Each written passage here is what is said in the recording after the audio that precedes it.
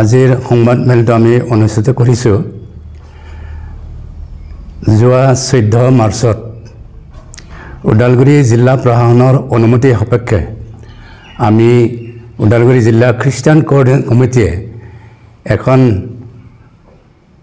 প্ৰাৰ্থনা সভা আয়োজন কৰিছিলোঁ আৰু এই প্ৰাৰ্থনা সভাৰ উদ্দেশ্য আছিল দেশৰ শান্তি ঐক্য আৰু পৰস্পৰৰ মাজত শান্তি সম্প্ৰীতি ৰক্ষাৰ্থে আৰু সেই 14 তাৰিখৰ যেটো প্ৰাৰ্থনা সভা সেই সভাত তৃণমূল কংগ্ৰেছৰ সভাপতি তেওঁ তৃণমূল কংগ্ৰেছ আৰু খ্ৰীষ্টান কোঅৰ্ডিনেশ্যন কমিটিয়ে যৌথভাৱে এই প্ৰাৰ্থনা সভা আহ্বান কৰা বুলি তেওঁ যি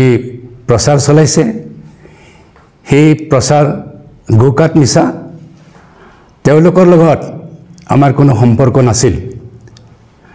তৃণমূল কংগ্ৰেছ আৰু খ্ৰীষ্টান কোঅৰ্ডিনেশ্যন কমিটি দুটা বেলেগ সংগঠন আমি আমাৰ খ্ৰীষ্টান কোঅৰ্ডিনেশ্যন কমিটি সদায় অৰাজনৈতিক সংগঠন আমি কোনো ৰাজনৈতিক ভাৱে এই সংগঠন আমি খোলা নাই এটা ধৰ্মীয় অনুষ্ঠান গতিকে তেওঁ যেটো মত দাঙি ধৰিছে তৃণমূল কংগ্ৰেছৰ লগত আমাৰ খ্ৰীষ্টান কোঅৰ্ডিনেশ্যন কমিটিৰ কোনো সম্পৰ্ক নাই এইটো উদ্দেশ্য প্ৰণোদিতভাৱে তেওঁ যি প্ৰচাৰ কৰিছে আমি ধিক্কাৰ দিছোঁ আৰু তেওঁ আমাৰ খ্ৰীষ্টান কোঅৰ্ডিনেশ্যন কমিটি আৰু সমূহ খ্ৰীষ্টিয়ান সমাজ আৰু সমূহ বড় সমাজৰ মাজত তেওঁ ক্ষমা খুজিব লাগিব আৰু এই খ্ৰীষ্টিয়ান এই সভাত আমি শান্তিপূৰ্ণভাৱে যি প্ৰাৰ্থনা অনুষ্ঠিত কৰিলোঁ দেশৰ শান্তিৰ কাৰণে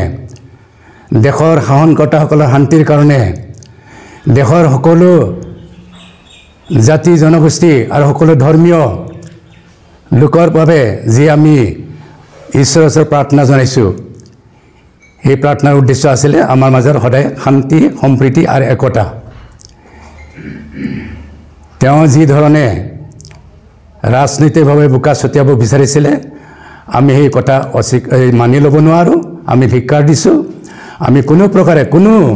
ৰাজনৈতিক সংগঠনৰ লগত আমি খ্ৰীষ্টান কোঅৰ্ডিনেশ্যন কমিটি জড়িত নহয় আমি কেৱল খ্ৰীষ্টান সংগঠন হিচাপে আমি সদায় সকলোৰে আমি শান্তি কামনা কৰোঁ আৰু সকলোৰে আমি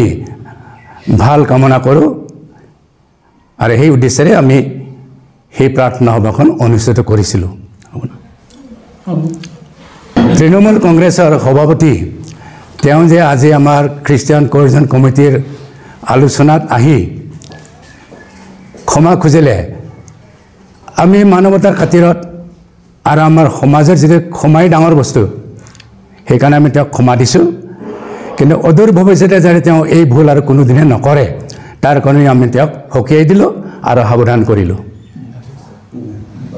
মাছ প্ৰেয়াৰ প্ৰগ্ৰামৰ আগত তৃণমূল কংগ্ৰেছৰ লগত কিবা আলোচনা তেনেকুৱা হৈছিলে নেকি যিহেতু তেওঁ এজন ডিষ্ট্ৰিক্টৰ প্ৰেছিডেণ্ট হয় সভাপতি হয় ভাল এটা পদত থকা ব্যক্তি হয় কিবা আলোচনা হৈছিলে নেকি ধন্যবাদ যেতিয়া আমি ওদালগুৰি জিলা প্ৰশাসনৰ ওচৰত অনুমতি বিচাৰি গৈছিলোঁ তেতিয়া তেওঁলোকে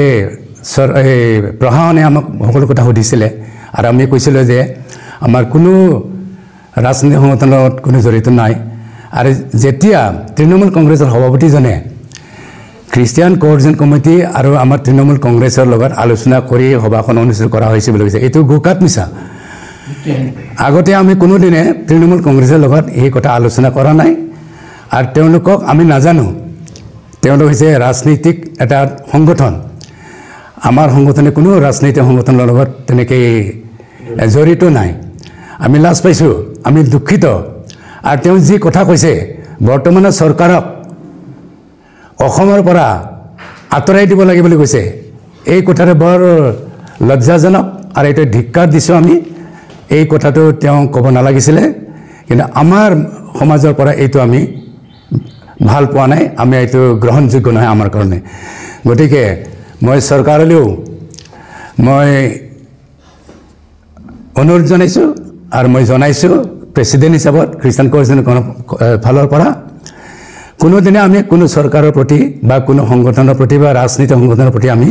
তেনেকুৱা হেয় প্ৰতিপন্ন আমি হ'ব ইচ্ছা নকৰোঁ বা আমি তেওঁলোকক আমি হেয় প্ৰতিপন্ন নকৰোঁ বা আমি কোনো ৰাজনীতিক দলৰ লগত পৰোক্ষভাৱে আমি তেনেকৈ জড়িত নহওঁ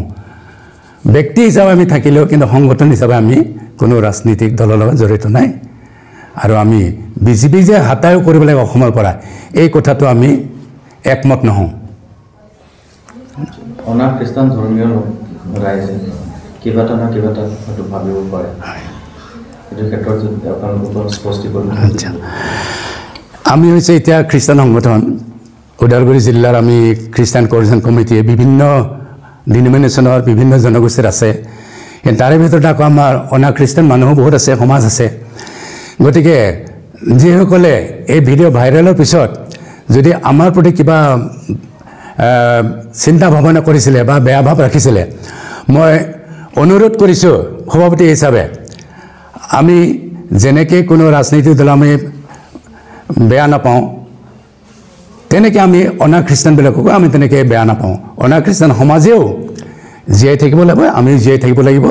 তেওঁলোকৰ কৰ্ম তেওঁলোকে কৰিব আমাৰ কৰ্ম আমি কৰি যাম আমি তেওঁলোকৰ প্ৰতি আমাৰ কোনো চিন্তা কৰা নাই বা বেয়া ভাৱ ৰখা নাই অনুৰোধ কৰিছোঁ অনা খ্ৰীষ্টানসকলেও যাতে আমাৰ ওপৰত যেন এই বিষয়ত কোনো ধৰণৰ আক্ষেপ বা বেয়া ভাৱ যেন নাৰাখে